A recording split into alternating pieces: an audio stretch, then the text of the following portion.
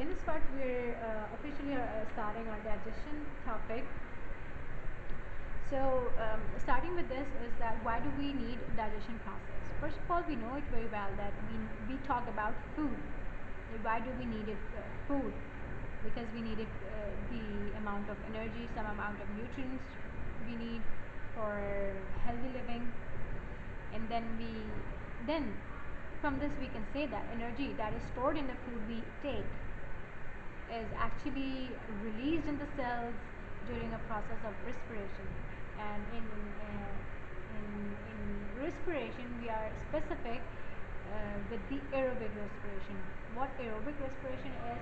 It is the one in which in the presence of oxygen, the process of breaking down of the food particles happens. So this happens in aerobic respiration, specifically in humans.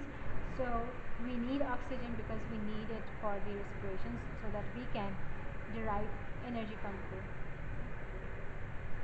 So what actually happens is that whatever the nutrients we are taking in the food, they actually are required to reach to the cells, so that cell could derive energy from that food we have taken in and release that energy, and that energy could be used for growth purposes, for repairing purposes, for carrying out different life processes within the body. For example, brain needs energy, our different other organs, our skin needs, it needs proteins and other nutrients.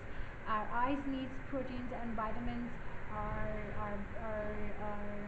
Our liver needs energy, and because liver is the site where RBCs are formed. And then we need energy, and we need energy derived from the food because we rely on living. We rely this thing for living. We rely on it for living. So this could only happen because this can only happen by digestion, because the food we take is actually consisting of large molecules, and those molecules are insoluble. Those are complex molecules, like complex carbohydrates like starch. They have fats, maybe soluble fats or maybe insoluble fats. Then we have proteins, which are again complex structures, complex organic compounds. So these compounds or these nutrients in the food cannot be diffused through the cell membranes into the cell directly. We need them, these large particles, to be broken down into smaller ones so that our cells can utilize them and derive energy from them. So large and insoluble molecules have to be broken down into smaller soluble molecules, which can be absorbed through the intestine, in our bloodstream, in our blood vessels, and then into the cells, and then cells carried out the metabolic processes of aerobic respiration and derives energy and release energy for different processes in our body. So this breaking down of food, or large molecules, large insoluble molecules present in the food, into smaller soluble molecules so that they can be absorbed by the bloodstream into the cells so that cells can carry out life processes, is called digestion. So digestion is actually divided into two main categories. Physical digestion, that is the digestion that starts with the mouth. Whenever you take a piece of food into your mouth and then start chewing it, we are actually doing physical digestion.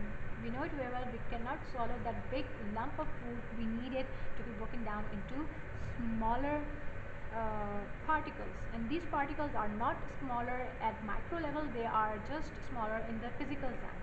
Big food chunk should be broken down into smaller parts so that it can be swallowed in easily, and then it can be digested easily. So this digestion has no chemical reaction taking place here. No energy is released, no energy is taken out. It is just the breaking down of the food particles. It is physical digestion that starts with the mouth. So whatever whatever the food is you are chewing, becomes sticky, becomes sir? Okay. Becomes sticky, it becomes salivary in nature, because we have saliva in our mouth that humidifies our food chunk and then carries out into the um, teeth, and then it actually becomes a sticky paste. So this is called bolus. So bolus is actually the one which can be digested very easily.